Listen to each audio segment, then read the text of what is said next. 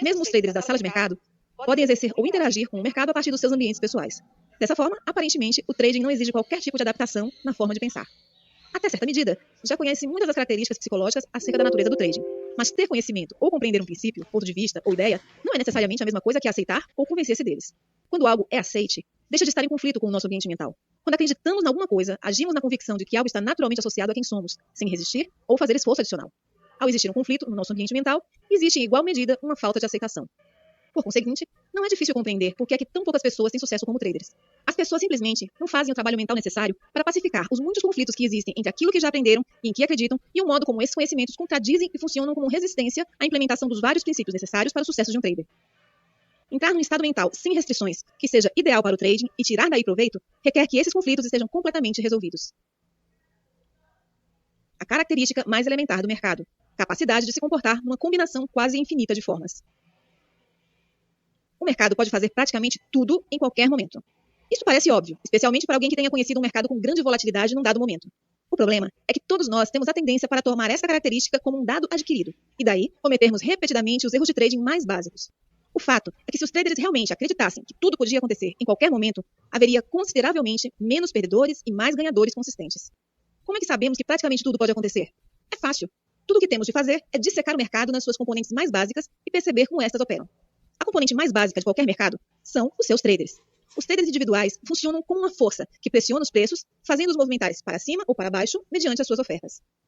Por que é que os traders fazem um preço subir, se oferecerem montantes mais altos, ou descer, se oferecerem montantes mais baixos? Para responder a esta questão, temos de estabelecer as razões por que as pessoas fazem trading. Há muitas razões e objetivos por detrás da motivação para fazer trading em um determinado momento. No entanto, para efeitos desta explicação, não temos de conhecer todas as razões fundamentais que impelem um trader individual a agir, porque, em última análise, todas irão reduzir-se a uma razão elementar: ganhar dinheiro. Sabemos isso porque só há duas coisas que um trader pode fazer: comprar e vender. E só há dois resultados possíveis para cada trade: ganhar ou perder.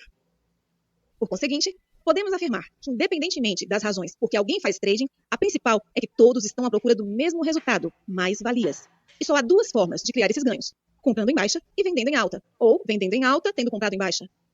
Se partimos do princípio de que todas as pessoas querem ganhar dinheiro, só há uma razão para qualquer trader fazer um preço aumentar, oferecendo um preço mais alto: porque acredita que consegue vender o ativo que está a comprar a um preço mais alto no futuro.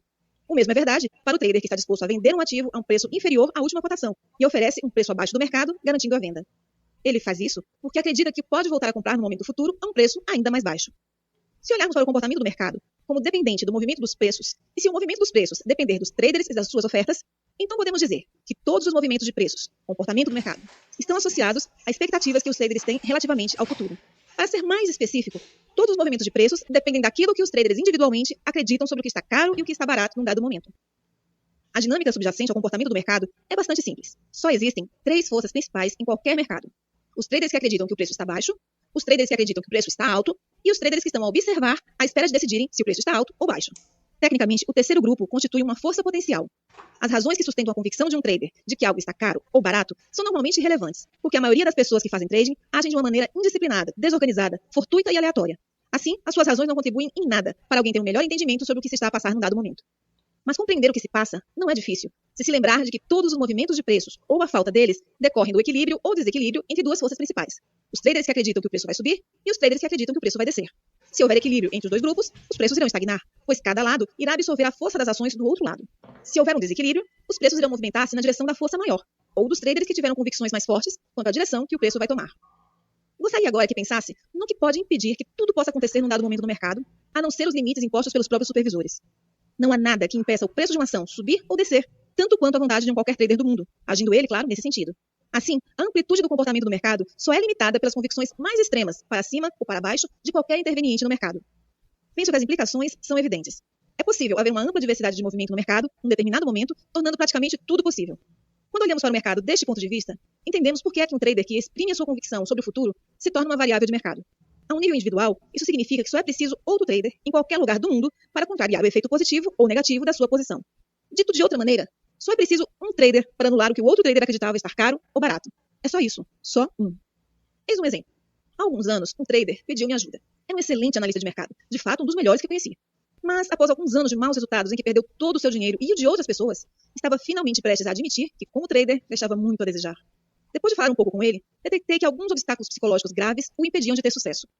Um dos obstáculos mais preocupantes era que ele achava que sabia tudo, mostrando-se extremamente arrogante, o que o impossibilitava de atingir o grau de flexibilidade mental exigida para fazer trading eficazmente. Não importa o quão bom analista era, quando veio ter comigo, estava tão desesperado por dinheiro e ajuda que estava disposto a tudo. A primeira sugestão que lhe dei foi que arranjasse um emprego em vez de procurar outro investidor para o financiar, o que acabaria por se tornar outra tentativa fracassada de fazer trading. Poderia assim receber um rendimento regular, enquanto superava os seus problemas ao mesmo tempo que prestava um bom serviço a alguém. Ele seguiu o meu conselho e encontrou rapidamente emprego como analista técnico numa importante sociedade de corretagem. O seu presidente era um trader com quase 40 anos de experiência nos pitches, onde negociava cereais. Não sabia muito de análise técnica, porque nunca precisou dela para fazer dinheiro em bolsa. Já não transacionava, porque considerava a transição do trading para uma tela algo difícil e, de certo modo, misteriosa. Assim, pediu à estrela da análise técnica recentemente contratada para se sentar ao seu lado durante uma sessão de bolsa e para lhe ensinar trading técnico. O novo funcionário tinha, assim, a oportunidade de exibir as suas capacidades a um trader experiente e de sucesso. Um dia, o analista analisava num gráfico as linhas de tendência e tinha projetado grandes pontos de suporte e resistência. O mercado estava a transacionar entre esses dois pontos. Ao explicar ao seu presidente o significado desses pontos, o analista afirmou, nos termos bastante enfáticos, quase absolutos, que se a cotação subir até a resistência, irá parar e inverter, e se descer até o suporte, irá igualmente parar e inverter. Depois, explicou que se a cotação descesse até o nível de preços que projetara como suporte, então, segundo seus cálculos, essa seria a mínima do dia. Enquanto permaneciam a assistir à evolução do mercado, as cotações começaram a desenhar uma tendência de descida lenta para o preço que o analista disse que seria o suporte, ou o mínimo do dia. Quando finalmente lá chegou, o presidente olhou para o analista e disse: "É aqui que a cotação deve parar de descer e começar a subir, certo?" O analista respondeu: "Com certeza, este é o mínimo do dia." "Ah, isso é conversa", replicou o presidente. "Olha aqui." E pegou no telefone, ligou para um dos funcionários e disse: "Vendam 2 milhões de alqueires." Passados 30 segundos, o mercado da soja desceu 10 cêntimos por alqueire. O presidente virou-se e olhou para a expressão de choque no rosto do analista. Calmamente perguntou: "Então, onde é que disse que o mercado iria parar?" "Se eu consigo fazer isso, qualquer pessoa consegue." O ponto fundamental é que, da nossa perspectiva individual, enquanto observadores do mercado, tudo pode acontecer e basta um único trader para o fazer. Esta é a realidade dura e fria do trading, que só os melhores traders interiorizam e aceitam sem qualquer conflito interno. Como é que sei isto? Porque só os melhores traders predefinem sustentadamente os seus riscos antes de abrirem uma posição. Só os melhores traders limitam as suas perdas sem reserva ou hesitação, quando o mercado lhes diz que o trade não está a funcionar. E só os melhores traders têm um regime organizado e sistemático de gestão do dinheiro para encaixar ganhos quando o mercado segue a seu favor. Não predefinir o risco, não limitar as perdas ou não encaixar ganhos são 3 dos erros de trading mais comuns, que normalmente saem caros.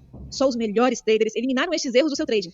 Em algum ponto das suas carreiras, aprenderam a acreditar indubitavelmente que tudo pode acontecer e a ter sempre em conta o inesperado.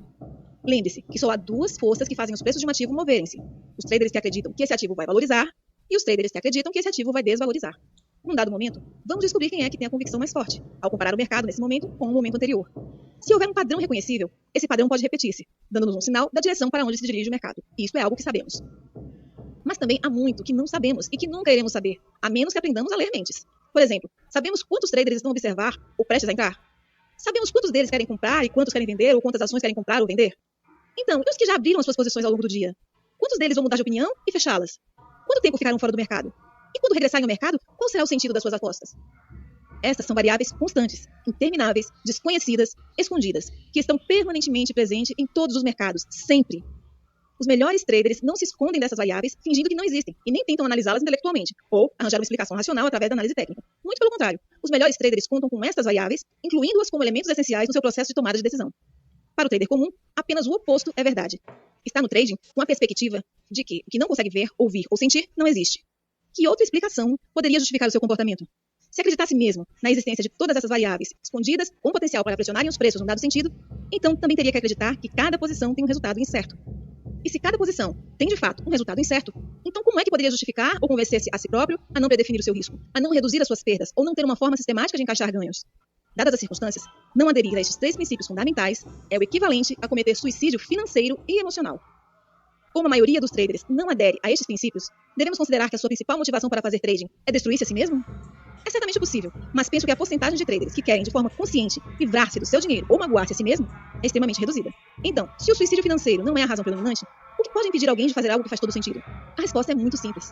O trader comum não predefine o seu risco, não reduz as suas perdas e nem realiza ganhos sistematicamente, porque o trader comum não acredita que tal seja necessário.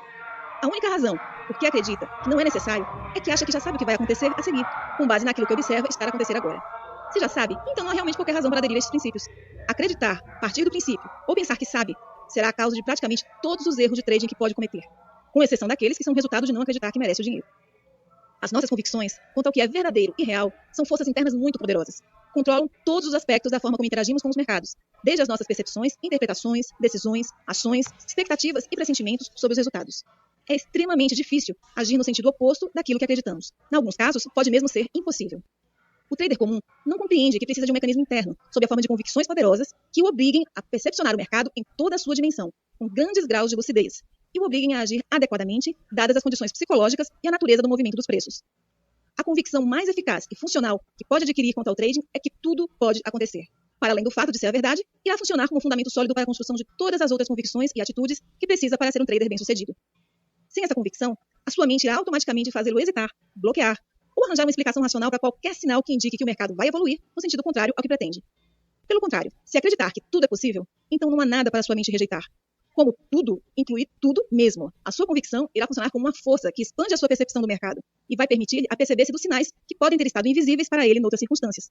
No fundo, ficará receptivo, abrindo a sua mente, para perceber mais possibilidades existentes no mercado. Mais importante, ao criar a convicção de que tudo pode acontecer, estará a treinar a sua mente para pensar em termos de probabilidades. Este é, de longe, o princípio mais importante e o mais difícil de aprender e integrar nos sistemas mentais.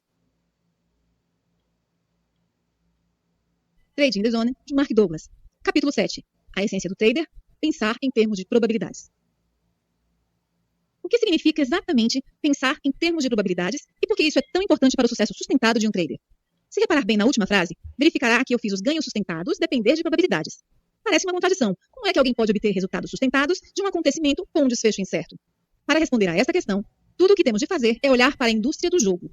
As empresas ligadas ao jogo gastam somas avultadas de dinheiro na casa das centenas de milhões, se não dos milhares de milhões de euros, em hotéis sofisticados para atrair clientes para os seus cassinos.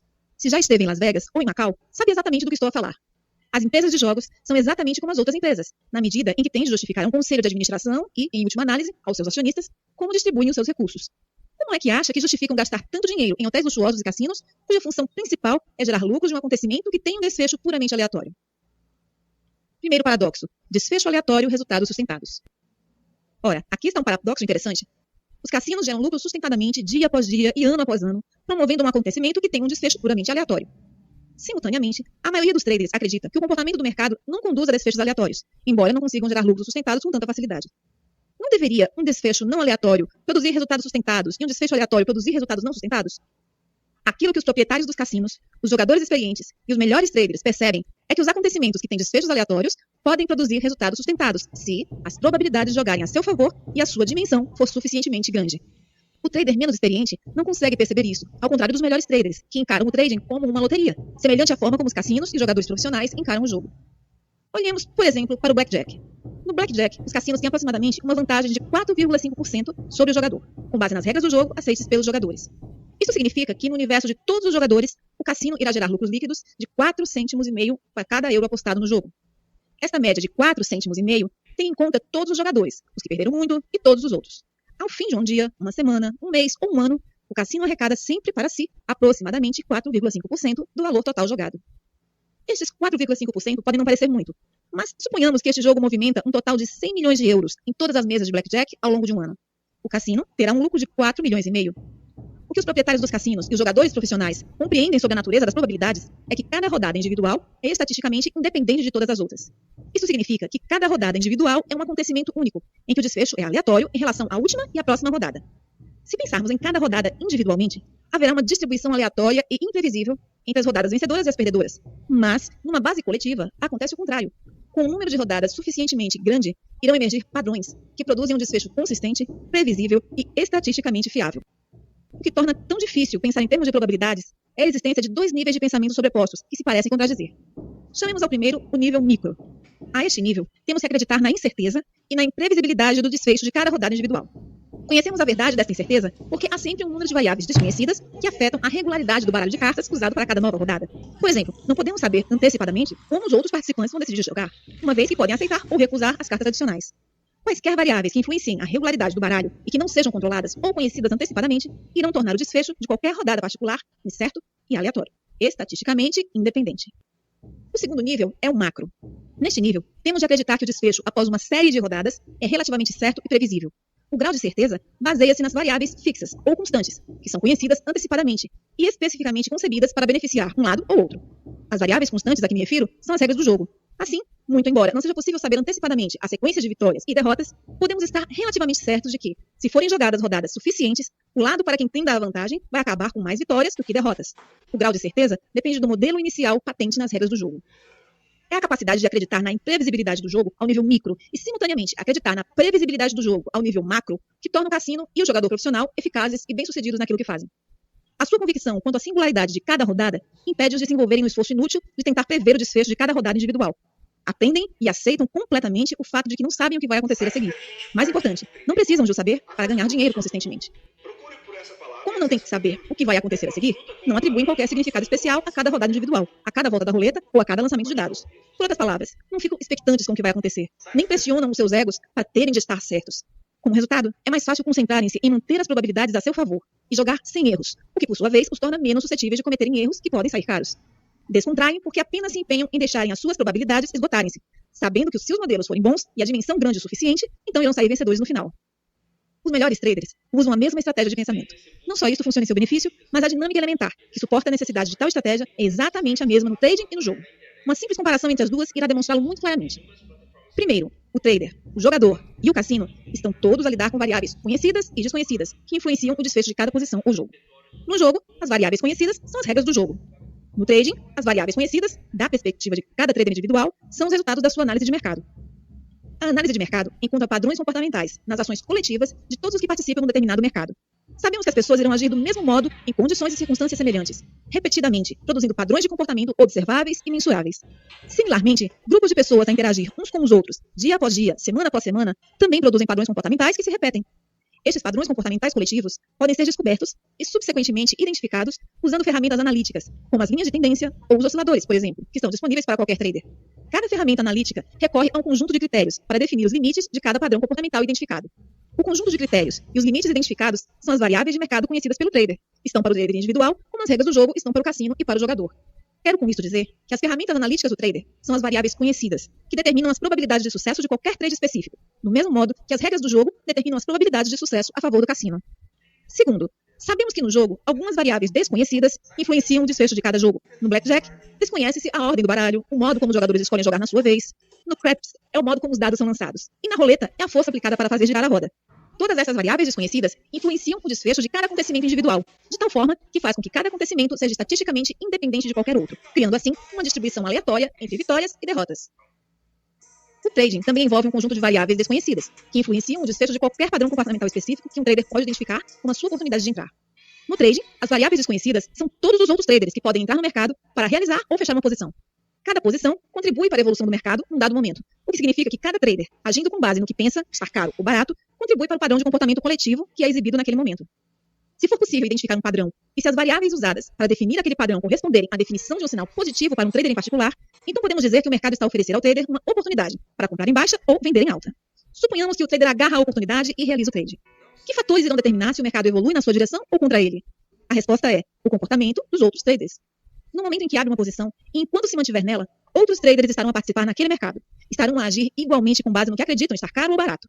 Num dado momento, uma percentagem dos outros traders estará a confirmar o sinal que o nosso trader identificou, e outra percentagem de traders estará a fazer o seu oposto. Não há forma de saber antecipadamente como todos os outros traders se irão comportar e como o seu comportamento irá influenciar o nosso trade, pelo que o seu desfecho é incerto. O fato é que o desfecho de qualquer trade é sempre influenciado pelo comportamento subsequente de outros traders ativos no mercado, tornando incerto o desfecho de todos os trades. Como todos os trades têm um desfecho incerto, então, tal como no jogo, cada posição tem de ser estatisticamente independente do trade seguinte, do último trade ou de quaisquer trades no futuro, embora o trader possa usar o mesmo conjunto de variáveis conhecidas para identificar a sua oportunidade. Além disso, se o desfecho de cada trade for estatisticamente independente de todos os outros, também tem de haver uma distribuição aleatória entre ganhos e perdas numa determinada sequência ou num conjunto de trades, embora as probabilidades de sucesso para cada trade possam jogar a favor do trader. Terceiro, os proprietários dos cassinos não tentam prever ou saber antecipadamente o desfecho de cada acontecimento. Para além de que, seria extremamente difícil, dadas as variáveis desconhecidas em cada jogo. Tal não é necessário para criar resultados consistentes. Os donos dos cassinos sabem que tudo o que tem de fazer é manter as probabilidades a seu favor e garantirem um número suficientemente grande de jogadores para que as suas probabilidades se concretizem. O trading no momento. Os traders que aprenderam a pensar em termos de probabilidades abordam os mercados praticamente da mesma maneira. No nível micro, acreditam que cada trade e oportunidades são únicos. O que sabem sobre a natureza do trading é que, num dado momento, o mercado pode gerar um gráfico exatamente igual ao que gerou em algum momento anterior. E as medidas geométricas e os cálculos matemáticos usados para determinar cada oportunidade podem ser exatamente os mesmos. Mas a consistência do mercado, num momento e no momento seguinte, nunca é a mesma. Para que qualquer padrão específico seja, neste momento, exatamente o mesmo que foi em algum momento anterior, seria preciso que todos os traders que participaram daquele momento anterior estivessem presentes. Mas ainda, cada um deles teria também de interagir com os outros exatamente da mesma forma, durante um período de tempo suficiente para produzir exatamente o mesmo desfecho do padrão observado. As probabilidades de tal acontecer são nulas. É extremamente importante que compreenda este fenômeno, porque as implicações psicológicas não podiam ser mais importantes. Podemos usar todas as ferramentas para analisar o comportamento do mercado e encontrar os padrões que representam as melhores oportunidades e, de um ponto de vista analítico, estes padrões podem parecer precisamente os mesmos de todos os pontos de vista, tanto a nível matemático como gráfica. Mas se a constituição do grupo de traders, que constitui um padrão presente, diferir nem que seja numa só pessoa, então o desfecho do padrão presente será diferente do padrão passado. O exemplo do analista e do presidente ilustra essa ideia muito bem. Só é preciso um trader, algures no mundo, com uma convicção diferente sobre o futuro para mudar o desfecho de qualquer padrão de mercado específico e contrariar o sinal que aquele padrão eventualmente apresenta. A característica mais elementar do comportamento do mercado é que cada situação de mercado do momento presente, cada padrão de comportamento do momento presente e cada oportunidade do momento presente é sempre uma ocorrência única, com o seu próprio desfecho, independente de todos os outros. A singularidade implica que tudo pode acontecer, seja o que conhecemos, esperamos ou antecipamos, ou o que não conhecemos, ou não podemos saber a menos que tivéssemos aptidões perceptíveis extraordinárias. Um fluxo constante de variáveis conhecidas e desconhecidas cria um ambiente probabilístico em que não sabemos ao certo o que irá acontecer a seguir. Esta última frase pode parecer lógica, mesmo evidente, mas há aqui um problema enorme, que é tudo menos lógico ou evidente. Estar consciente da incerteza e compreender a natureza das probabilidades não é o mesmo que possuir a aptidão para trabalhar eficazmente do ponto de vista probabilístico. Pode ser difícil pensar em termos de probabilidades, porque as nossas mentes não processam naturalmente a informação desta maneira. Muito pelo contrário. As nossas mentes fazem-nos perceber aquilo que conhecemos e aquilo que conhecemos é parte do nosso passado, enquanto no mercado, cada momento é novo e único, embora possa haver semelhanças com algo que tenha ocorrido no passado. Isso significa que, a menos que treinemos as nossas mentes para perceber a singularidade de cada momento, essa singularidade será automaticamente filtrada para fora da nossa percepção. Apenas percebemos o que conhecemos e perdemos assim toda a informação que ficou bloqueada pelos nossos medos. A questão principal é que há algum grau de sofisticação no pensamento em termos de probabilidades, o que pode exigir a algumas pessoas um esforço considerável para o integrar nos seus sistemas mentais, sob a forma de estratégia de pensamento funcional. A maioria dos traders não compreende isto. Em resultado, consideram erradamente que estão a pensar em termos de probabilidades apenas porque têm algum grau de compreensão dos conceitos. Trabalhei com centenas de traders que consideravam que estavam a pensar em termos de probabilidades, mas não estavam. Eis um exemplo de um trader com quem trabalhei, a quem irei chamar de Bob. O Bob gera aproximadamente 50 milhões de euros em investimentos. Ele está nesse negócio há cerca de 30 anos. Veio a um dos meus workshops porque nunca conseguiu gerar mais de 12 a 18% de retorno anual sobre as contas que geria. É uma boa rentabilidade, mas o Bob estava extremamente insatisfeito, porque as suas análises sugeriam que ele devia conseguir um retorno anual de 150 a 200%. Eu descreveria o Bob como bem informado acerca da natureza das probabilidades. Por outras palavras, ele compreendia os conceitos, mas não trabalhava de uma perspectiva probabilística. Pouco depois de ter ido ao workshop, ele telefonou-me para pedir alguns conselhos. Eis um artigo que eu escrevi imediatamente após a nossa conversa telefônica. 28 de setembro de 1995. O Bob telefonou-me com um problema. Ele abriu uma posição no mercado e definiu um stop. O mercado fez cerca de um terço do caminho na direção do seu stop e depois inverteu até o seu ponto de entrada, onde ele decidiu abandonar a posição. Quase imediatamente após ter saído, o mercado movimentou-se 500 pontos na direção inicial, mas, claro, já estava fora do mercado. Ele não percebeu o que se passou. Primeiro perguntei-lhe qual era o seu risco. Ele não percebeu a pergunta. Partiu do princípio que tinha aceito um risco, pois deu uma ordem de stop. Respondi que só por ter dado uma ordem de stop não significa que tivesse aceitado o risco do trade. Há muitas coisas que podem estar em risco. Perder dinheiro, errar, não ser perfeito, etc. Dependendo da motivação de cada pessoa para o trade. Salientei que as convicções de uma pessoa são sempre reveladas pelas suas ações. Podemos partir do princípio que ele estava convicto de que para ser um trader disciplinado, teria de definir o risco e definir um stop. E assim fez. Mas é possível definir um stop e, ao mesmo tempo, não acreditar que alguma vez o vai executar ou que o mercado se movimente na sua direção.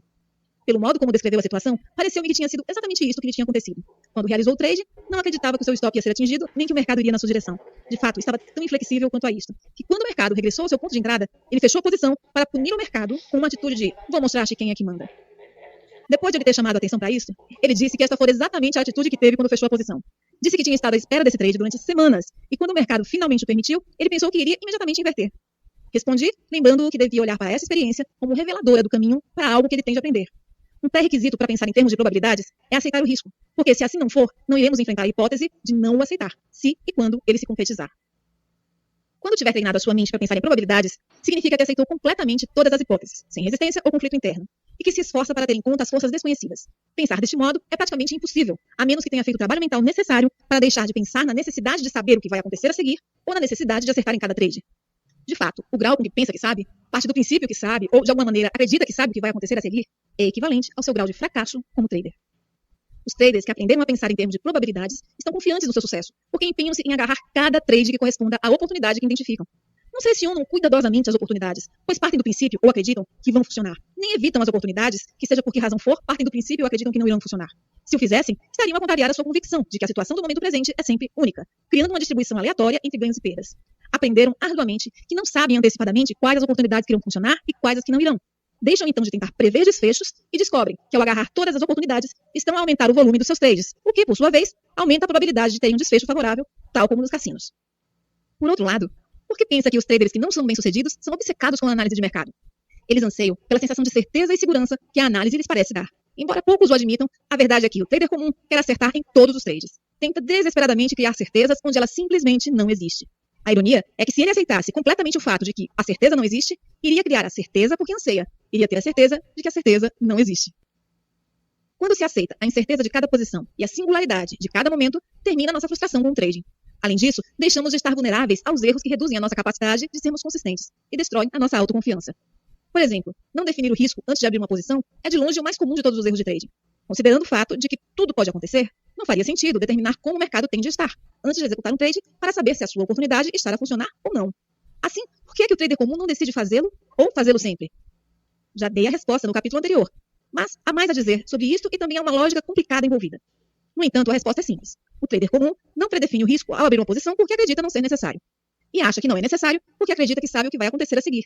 E a razão por que acredita que sabe o que vai acontecer a seguir é porque não abre uma posição até estar convencido de que está certo. No ponto em que estiver convencido que o trade será ganhador, já não é necessário definir o risco, porque se ele está certo, deixa de haver risco.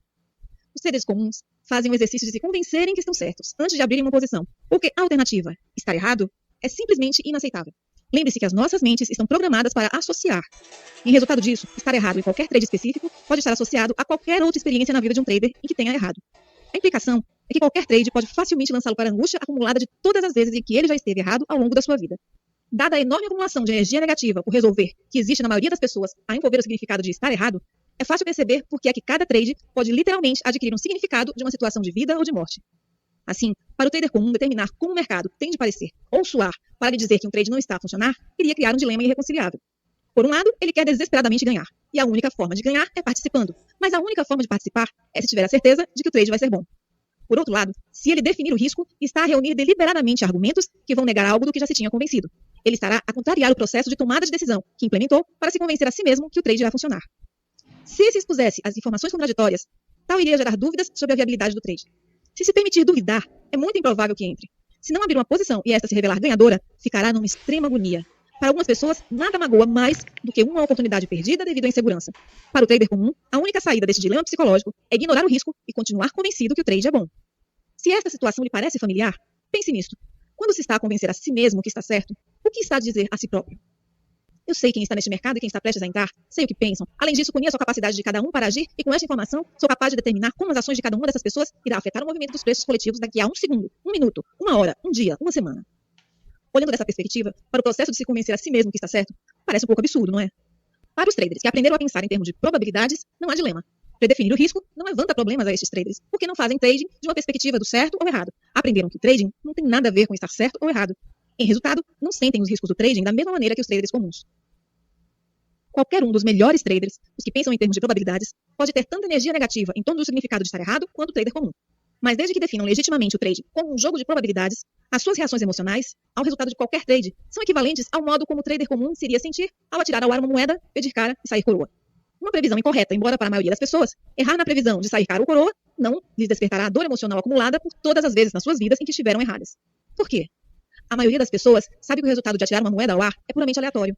Se acreditarmos que o resultado é aleatório, então esperamos naturalmente um resultado aleatório. A aleatoriedade implica pelo menos algum grau de incerteza. Assim, quando acreditamos num resultado aleatório, há uma aceitação implícita de que não sabemos qual vai ser o resultado. Quando aceitamos antes de um acontecimento que não sabemos como ele irá se desenrolar, essa aceitação tem o efeito de manter as nossas expectativas neutras e sem restrições. Agora estamos a concentrar-nos no âmago daquilo que aflige o trader comum. Qualquer expectativa sobre o comportamento do mercado que seja específica, bem definida ou rígida, em vez de ser neutra e sem restrições, é irrealista e potencialmente nociva. Se cada momento do mercado é único e tudo é possível, então qualquer expectativa que não reflita essas características livres de restrições é irrealista. Gerir as expectativas. Os danos provocados pelas expectativas irrealistas derivam da forma como afetam a nossa percepção da informação. As expectativas são projeções mentais daquilo que, em algum momento futuro, vamos ver, ouvir, saborear ou tocar, e provém daquilo que conhecemos. Não podemos esperar algo que não conhecemos, ou de que não temos consciência. Aquilo que conhecemos é equivalente àquilo que aprendemos a pensar acerca das formas como o ambiente externo se pode exprimir. É a nossa versão pessoal da verdade. Quando esperamos que algo aconteça, estamos a projetar para o futuro aquilo que pensamos ser verdade. Estamos à espera que o ambiente externo daqui a 1 minuto, 1 hora, 1 dia, 1 semana ou 1 mês se manifeste da forma como representamos nas nossas mentes. Temos de ser cuidadosos quanto ao que projetamos para o futuro, porque nada é capaz de criar maior infelicidade e sofrimento emocional do que uma expectativa não correspondida. Quando os acontecimentos se dão exatamente como esperamos, como nos sentimos? A resposta é geralmente muito bem, o que inclui, entre outras, a sensação de felicidade, alegria, satisfação e bem-estar. A menos, é claro, que se concretize algo terrível porque tenhamos esperado.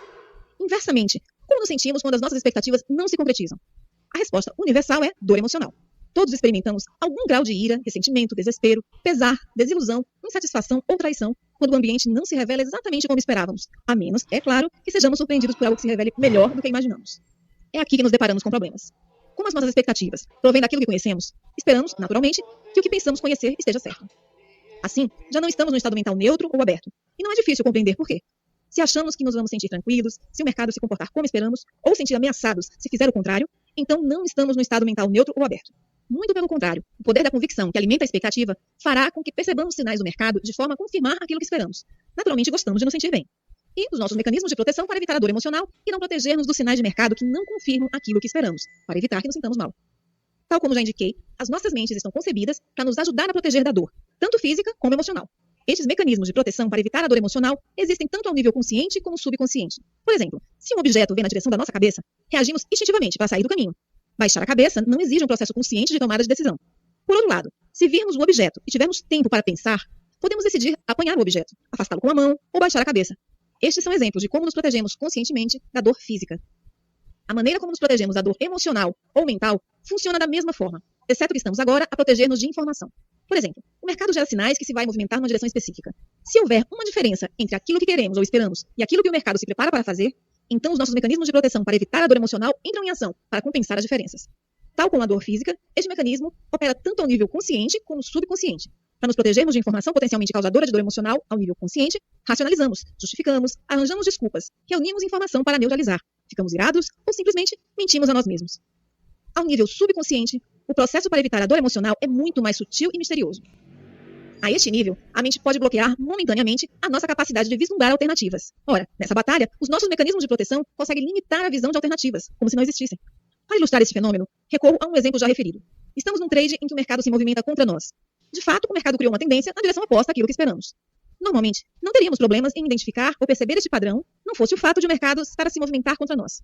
Neste caso, o padrão torna-se irrelevante, invisível, porque é-nos difícil reconhecê-lo. Para evitar a dor emocional, estreitamos o nosso foco e concentramos-nos na informação que nos protege dela, independentemente do quão insignificante ou limitada seja. Entretanto, a informação que indica claramente a presença de uma tendência e a oportunidade de transacionar na sua direção torna-se invisível. A tendência não desaparece na realidade, mas a nossa capacidade de a perceber, sim. Os nossos mecanismos para evitar a dor emocional bloqueiam a nossa capacidade de definir e interpretar o que o mercado está a fazer. A tendência irá então permanecer invisível até o mercado inverter a nosso favor, ou até sermos forçados a sair porque a pressão de perder dinheiro se torna insuportável. Só quando estivermos fora do mercado ou fora de perigo é que a tendência se torna para nós evidente, bem como todas as oportunidades de fazer dinheiro. Este é um bom exemplo de uma percepção tardia. Tudo que em outras circunstâncias seria perceptível torna-se perfeitamente claro para nós após o acontecimento, quando já não há nada do que as nossas mentes tenham de se proteger. Todos conseguimos desencadear mecanismos de proteção para evitar a dor emocional, porque estes decorrem naturalmente do funcionamento das nossas mentes. Pode haver alturas em que nos estejamos a proteger a nós mesmos de situações que trazem à superfície feridas emocionais ou traumas firmemente implantados que não estamos preparados para enfrentar ou para os quais não temos as aptidões ou recursos adequados para lidar. Nestes casos, os nossos mecanismos naturais estão a prestar-nos um bom serviço, pois frequentemente os nossos mecanismos de defesa só nos protegem da informação que indica que as nossas expectativas não correspondem ao que o ambiente nos pode dar. É aqui que os nossos mecanismos de proteção para evitar a dor emocional nos prestam um mau serviço, especialmente enquanto traders. Para compreender esta ideia, interrogue-se sobre quais são os sinais de mercado que para si representam uma ameaça. Serão ameaçadores porque o mercado expressa informação com carga negativa, enquanto característica